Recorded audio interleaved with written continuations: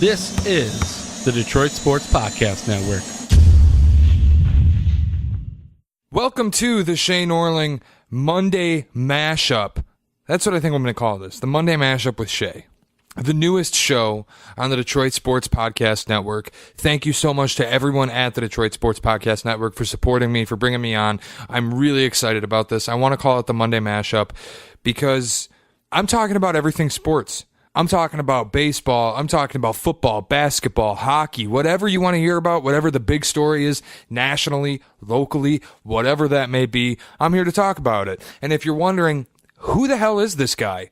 You know, if you're wondering, who is this guy and what does he know that I don't? What makes him the authority on national takes, on takes on local sports? What makes this guy the guy that I need to listen to every single Monday to get my fix? Well, I'll tell you a little bit about myself. I'm a broadcast professional, per se. I've started my career. I've done things. I went to Specs Howard for school. I graduated in broadcast media arts. I have a diploma in that. I've worked in Port Huron as a disc jockey. I've worked in Detroit hosting a sports talk show. I'm a sports reporter, 910 AM Superstation. I've written with Fansided for a couple NBA blogs, for a football blog with the New England Patriots. I'm a guy who watches every game and who prides himself on having really, really strong opinions on whatever's going on in the world of sports. And that's just something that I'm super passionate about. And I know that the listeners at Detroit Sports Podcast are super passionate about that as well. And that's why I wanted to be a part of it. I saw what was going on, ton of listenership, ton of really passionate, really knowledgeable hosts and people that are working together to make an awesome system and network of podcasts. I'm really excited to be a part of it. With that said, welcome in again. It's the Monday Mashup with Shane Orling. I am Shane Orling, your host. I'll be in every single Monday with Detroit Sports Podcast. You can get fresh takes on whatever the biggest thing going on is. And obviously, as I'm recording this, you're going to listen to it July 2nd, 3rd, 4th, 5th. I'm recording it here July 1st, the first day of NBA free agency, and there is a ton of shit to dig into. I mean, every story in the world took off today. And it started at little after midnight when Paul George announced that he was going to return to Oklahoma City, and it kind of turned all of NBA free agency right over on its head. Because Paul George was one of the many NBA players who most definitely, that guy's going to the Lakers. You know, he was one of those guys, and there's been so many of them throughout the years where that guy's most definitely a Laker, and then they're not a Laker. And that's what happened with Paul George this morning. And Paul George did the most questionable thing ever in going back to Oklahoma City. And why I say that, because yes, Oklahoma City has Russell Westbrook. They have playmakers and guys like Abrinas who can come off the bench and hit threes. They have guys, you know, Russ obviously is going to make plays. Russ is one of the most dynamic basketball players we've seen in his ability to do everything. Drive, shoot, dribble moves, ball handling, playmaking. He can do it all. That's a guy who obviously will complement whatever skill set you bring to the table. In a guy like Paul George, who I look at, and I will say, in my opinion, Paul George is one of, if not the most overrated superstars in the NBA. I look at Paul George as simply, honestly, a black Gordon Hayward. I mean, really, what does he bring to the table other than an ability to shoot the three ball at a high rate? He can dribble, drive, but he's not LeBron. He's not an elite playmaker. He's not an elite passer. He's not a guy that has such incredible court vision that you have to watch him in the passing game. He's not going to rack up a ton of assists. He's not an elite rebounder. When you look at Paul George, all he is a wing scorer.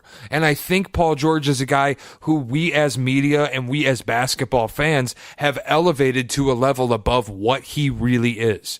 And then I think you look at what Paul George is joining, where you have Russell Westbrook, who a lot of times, especially since the departure of Kevin Durant, has simply been a volume shooter. I mean, you look at Westbrook's numbers, yes, it's incredible. He averages a triple-double. He might be the hardest working player in the NBA. But you look at a guy who really, player efficiency aside, He's a volume shooter. And he's going to score a ton of points, sure, but he's going to get a ton of rebounds. He's going to get a ton of assists. But what's he doing to elevate the team?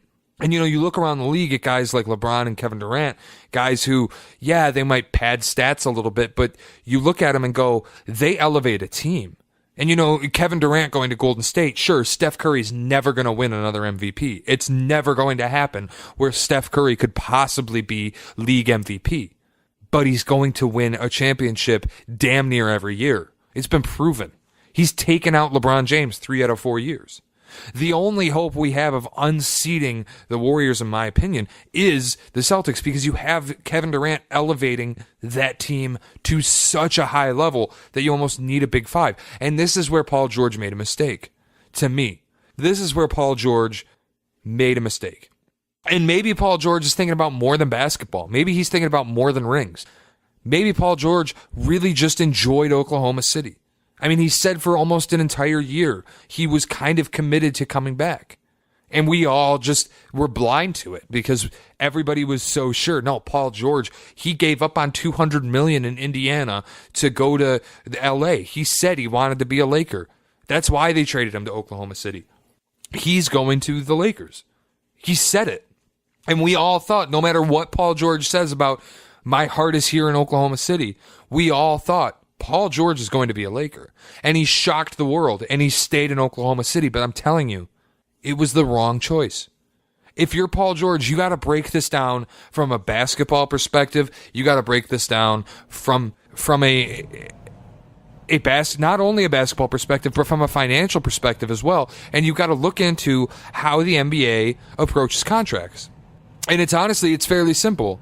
The NBA approaches contracts in one of the most simplistic ways possible. The max is set for you. If you're a 5-year player, 25% of the salary cap is your max. You're a 7-year player, 30% is your max. 10-year, 35%. Well, look at Paul George, who's entering his 8th year of NBA experience. He can take a max contract for 30% of the salary cap. This guy takes a 4-year deal in Oklahoma City. In 2 years, Paul George will be a 10-year NBA vet. In 2 years, Paul George can take 30% of the max. And this guy took 4 years. He took a 3-year deal with a 1-year player option at the back end. What are you doing that for? You're not going to Golden State. You're not spending 4 years somewhere where you have an elite team around you. You're going to a team that's spending $28 million, whether they pay him to play or they buy his dumbass out, to have Carmelo Anthony do nothing. You're going somewhere where the corpse of Carmelo Anthony is hawking $28 million of a yearly payroll. You're going to play with a guy in Russell Westbrook who has been absolutely dominant in every facet of the game except for winning. You're staying in Oklahoma City for what?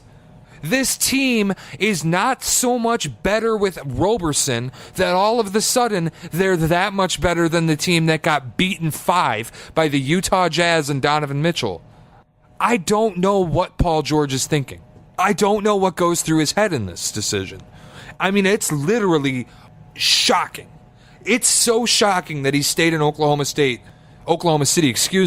It's stunning that he stayed there, let alone that he signed for 4 years. 4 years that he's going to be in OKC to play Golden State 4 times a year. He's now going to have to play LeBron 4 times a year. We'll get to that. The West is loaded. Paul George had his pick of the litter. He could have gone to the Lakers. I'm sure that Paul George had insider info that he was going to be playing with LeBron James if he went to the Lakers.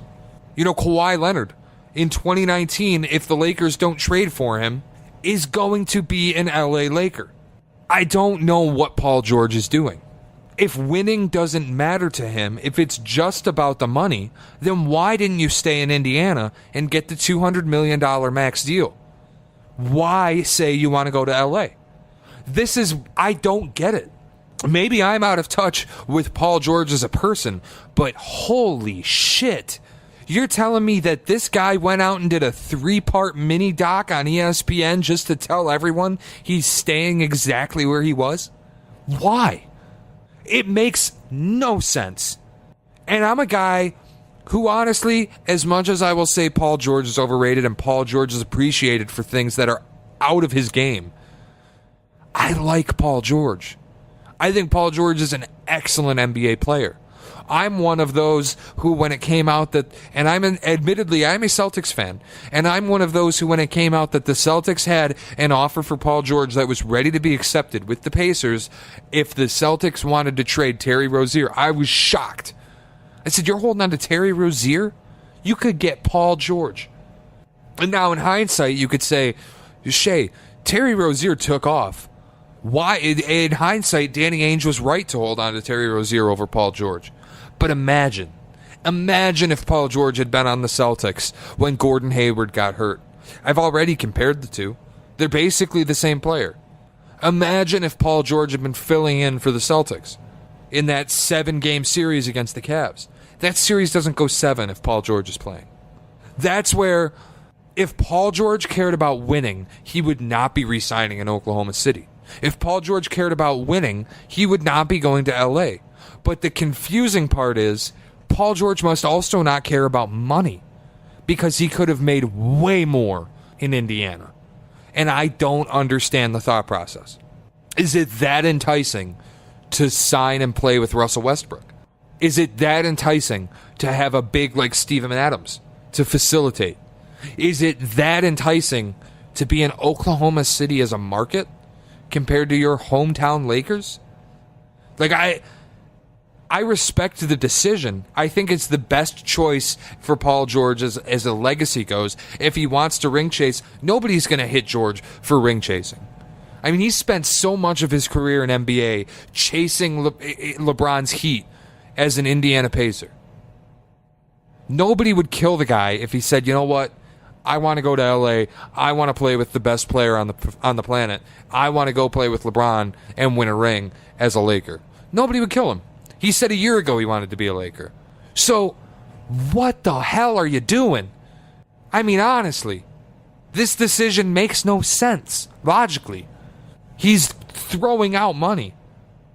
He's throwing out $100 million. It's not just a little bit of money. This isn't chump change. This is $100 million that Paul George is saying no to play in Oklahoma City, where you just got mollywopped in a playoff series by a rookie and the Utah Jazz. I mean, we're talking about a guy who got locked up by Joe Ingles in an elimination game in the playoffs. What are you doing staying in OKC with a guy like Melo who's literally useless? I don't get it. And I'd love to hear, if you want to tweet at me, at Norling Shea, at Detroit Podcast. I'd like to hear from the people. Why the fuck did Paul George stick around in Oklahoma City? Because I can't make sense of it for the life of me. Now, there is a decision that I can make sense of. And it's a decision that understandably rocked the NBA world. Something that maybe we all saw coming. And we did. I've been saying for months this would happen. I've been saying for months, he's going to the West. And it might not be a basketball reason, and he made it very clear that it isn't. And you just have to look, and you can see he was making a decision that went beyond basketball. LeBron James is a Los Angeles Laker. This isn't a decision you have to let sit in. This isn't one that you have to let marinate. This isn't LeBron joining Dwayne Wade and Chris Bosh in 2010. This isn't LeBron coming home to Cleveland to play with Kyrie Irving and Andrew Wiggins, and eventually turn Andrew Wiggins into Kevin Love, as he did in 2014. For the first time in LeBron's career, he's making a decision that has absolutely nothing to do with basketball. And ironically, as someone, despite being a Celtics fan, who appreciated to hell what LeBron has done in this league, who respected LeBron so much, I believed truly he is the greatest player of all time. And I stopped believing that when I saw the finals performance. When I saw the pouting about the officiating. When I heard about the broken hand for punching a whiteboard. when I heard that in the offseason reports that LeBron James texted Kevin Durant. And I don't know if it's true. Maybe it's not. LeBron told his whole crew, make sure everybody knows I didn't text KD. But would it shock you? As much as we rip KD to shreds for changing the landscape of the NBA by creating a Big Four in Golden State, LeBron initiated it. LeBron began the super team era. If you want to go back to the '08 Celtics that got KG and Ray Allen to join forces with Paul Pierce and Rajon Rondo, okay, I'll give you that. The OG super team, the 2008 Boston Celtics, fine.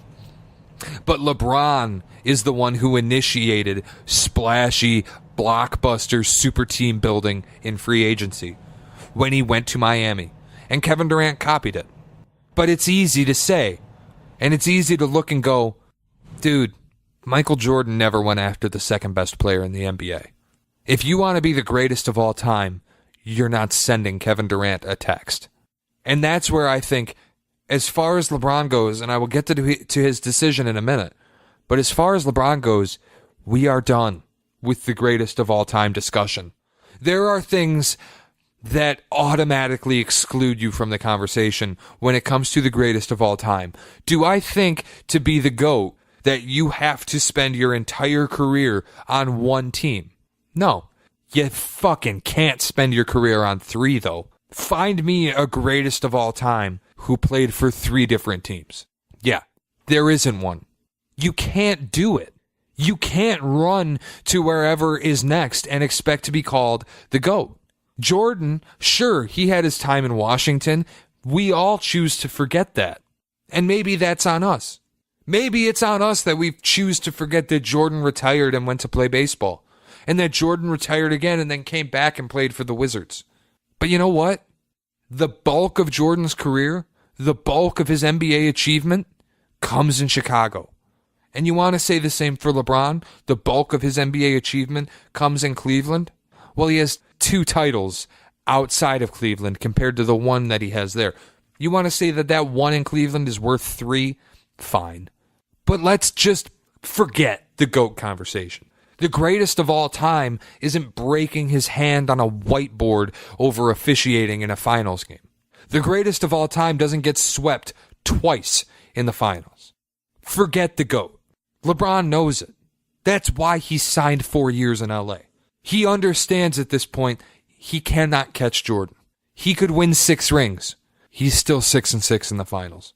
I don't think he's ever going to win a championship again. I think if you believe he's going to LA, even if he gets Kawhi Leonard, Warriors in 6, Paul George is committed to Oklahoma City. All 3 of them might have had a shot at toppling Golden State.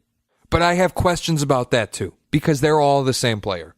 The thing about this is, understand for the first time in his career, LeBron is making a decision that is about more than just basketball.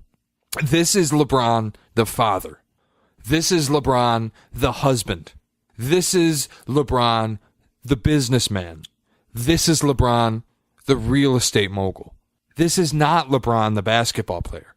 Signing a 4-year deal to play for the Lakers.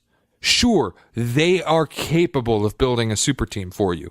Yeah, next summer, they're going to go and get Kawhi. Maybe this summer, if they're stupid. I will get to that. But next summer, you're getting Kawhi. You have players who can develop into excellent NBA players in Kyle Kuzma, in Lonzo Ball, in Brandon Ingram. You have a situation where there is potential for winning. But for the first time since 2010, LeBron is not walking into a situation where winning is automatic. For the first time since 2010, we cannot automatically pencil LeBron in for the NBA Finals. For the first time since 2010, LeBron is making a decision that has more to do with his personal life than his professional life. LeBron wants his kids to grow up in LA instead of Cleveland. He wants his kids to be able to go to premier schools. He wants his kids to live in the houses that he bought in Los Angeles. He wants his wife to be able to shop on Rodeo Drive. LeBron wants to live in Los Angeles. He lived in Miami. He knows what superstar in a big market life is like. He wants it again. And it's not about winning like it was when he went to Miami. It's not about winning like it was when he came back to Cleveland. He has nothing left to accomplish. He knows he can't catch Jordan. He knows he will never be able to become the greatest of all time. He's aware of his legacy now. He's done chasing. He's too far behind. He can't catch it. So now he's making this decision for other reasons. And it becomes apparent when you look at the deal. 4 years, $154 million. LeBron has played a game with Cleveland the past 4 years with 1 year and a player option every season. He's not playing that game with the Lakers. He will be in Los Angeles for 4 years. He will likely end his NBA career in Los Angeles as a 38-year-old superstar. I don't know where Laker fans stand. This is now the basketball part of the equation, where I wonder, where does Laker fans stand? Yeah, you obviously must be ecstatic that you just got the best player in the world. He's a Laker, but you missed out on Paul George. Unless your team is completely idiotic and decides they want to liquidate every asset that they have in guys like Kuzma and Ball and Ingram and create a package that's enticing enough, that's Godfather-like, that San Antonio goes, yeah, you can have Kawhi.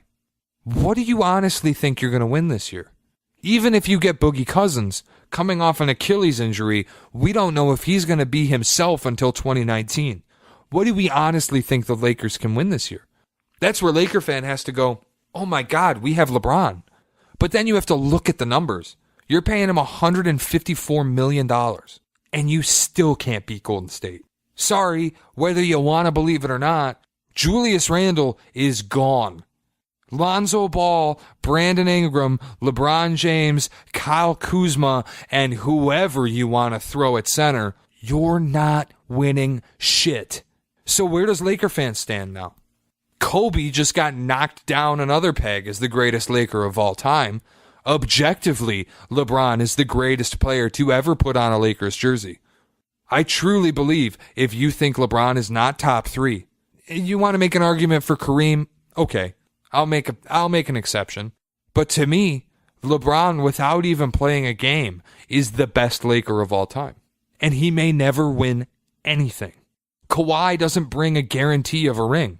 When LeBron joined Wade and Bosh, we knew for sure they're getting at least one. LeBron joining these Lakers? I don't believe LeBron's going to see the finals for at least 2 years. Go ahead and get Boogie Cousins. What are you? You're not the Warriors. Lonzo doesn't shoot well. Brandon Ingram's still a work in progress. Brandon Ingram as an asset is still worth less than Jaylen Brown. Kyle Kuzma, excellent as he is, has a ceiling that's probably somewhere around Josh Smith, Rashard Lewis. You're not beating the Warriors with this roster. You're just not. You want to bring in Kawhi? I still don't know that it puts you over the edge.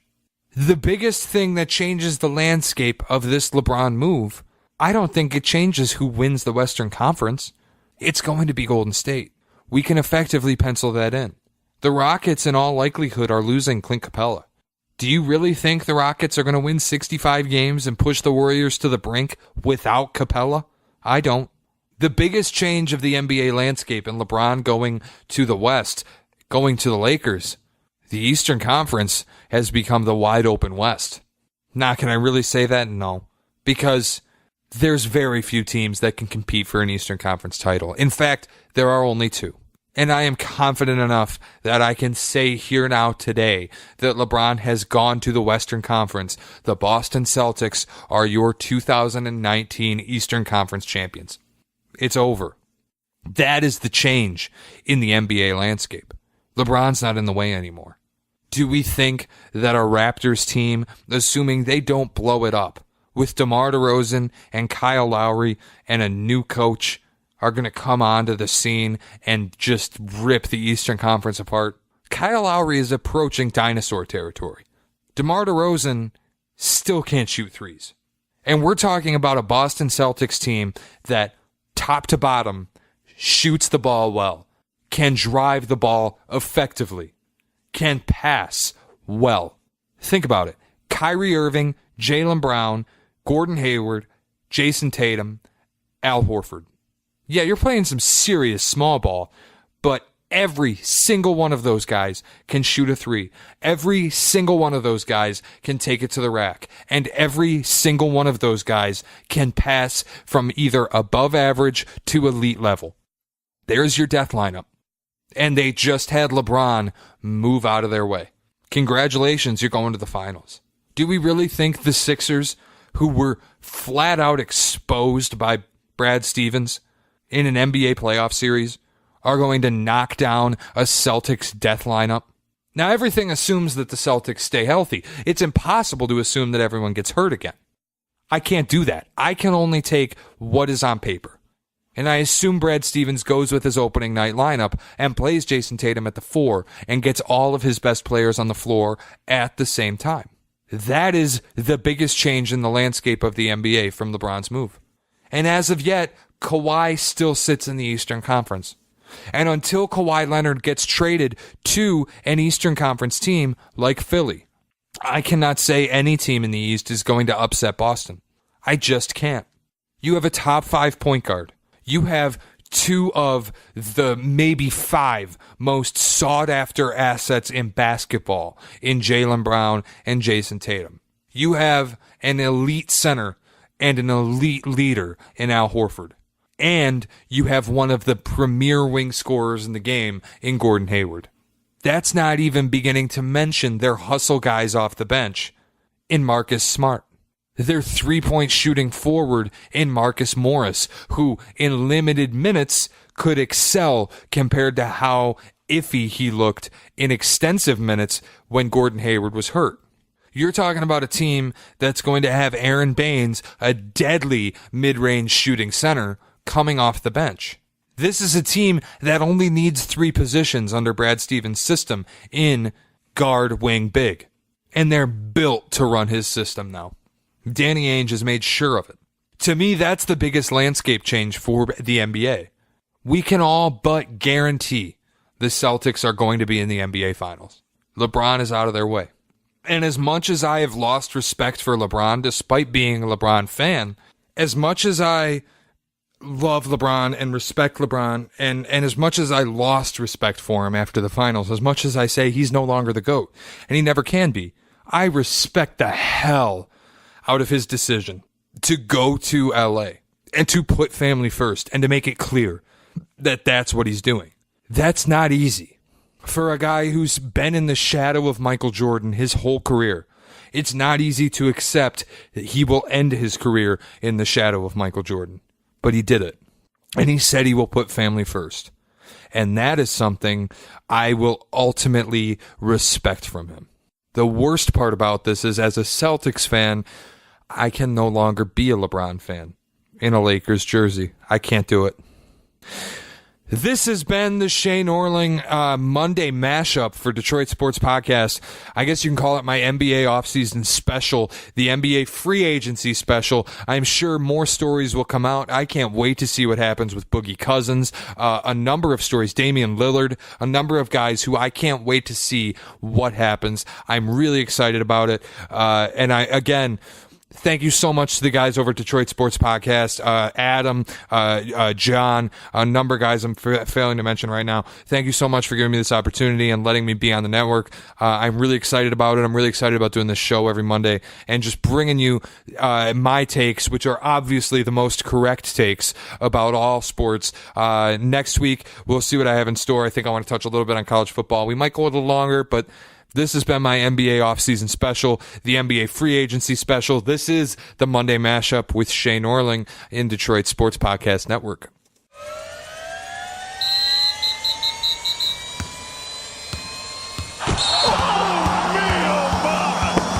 This is the Detroit Sports Podcast Network.